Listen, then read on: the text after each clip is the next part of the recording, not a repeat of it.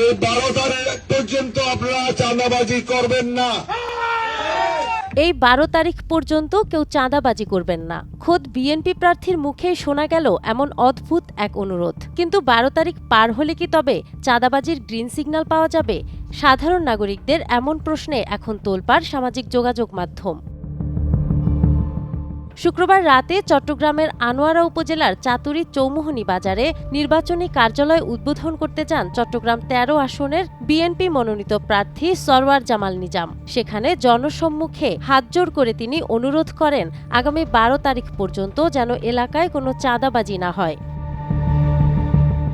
এ সংক্রান্ত ৫৫ সেকেন্ডের একটি ভিডিও মুহূর্তেই ভাইরাল হয়ে যায় সামাজিক যোগাযোগ মাধ্যমে, যা স্থানীয় রাজনৈতিক অঙ্গনে আলোচনা সমালোচনার জন্ম দেয়। সাধারণ ভোটাররা বলছেন, প্রার্থীর এমন নির্দিষ্ট সময়সীমা বেঁধে দেওয়া মূলত পরোক্ষভাবে চাঁদাবাজিকে স্বীকৃতি দেয়া। কেউ কেউ বলছেন, একজন প্রার্থীর মুখে এ ধরনের বক্তব্য নাগরিকদের নিরাপত্তা নিয়ে প্রশ্ন তোলে। যদিও সরওয়ার জামাল নিজাম দাবি করছেন, বিএনপির গায়ে কালিমা লেপন ঠেকাতেই এই অনুরোধ। তিনি বলেন, চাতুরী আনোয়ারার একটি গুরুত্বপূর্ণ অর্থনৈতিক এলাকা। এখানকার ব্যবসা বাণিজ্য ও মানুষের আয়ের ওপর পুরো এলাকার অর্থনৈতিক গতিশীলতা নির্ভরশীল। নাহার বৃষ্টি, টাইমস টুডে।